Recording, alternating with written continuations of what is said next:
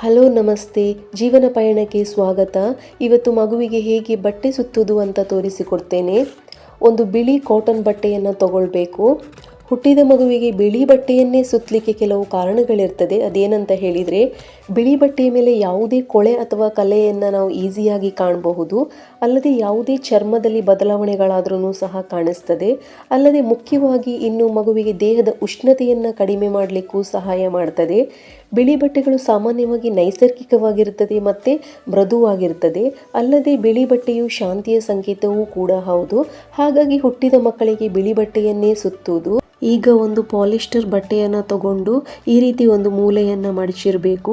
ಈ ಮೂಲೆಯಲ್ಲಿಯೇ ಮಗುವಿನ ತಲೆ ಬರೋ ಹಾಗೆ ಮಗುವನ್ನು ಇಡಬೇಕು.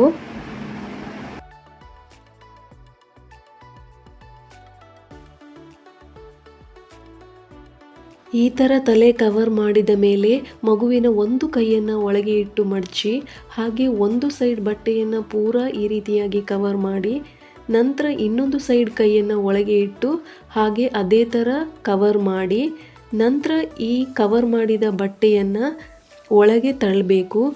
ತಳ್ಳಿದ ಮೇಲೆ ಬಟ್ಟೆಯನ್ನು ಜಾಸ್ತಿ ಟೈಟಾಗಿ ಕಟ್ಟಬಾರ್ದು, ಸ್ವಲ್ಪ ಲೂಸ್ ಇರಬೇಕು. ಎಷ್ಟು ಅಂತ ಹೇಳಿದರೆ 1-2 ಬೆರಳು ಹೋಗುವಷ್ಟು ಇರಬೇಕು.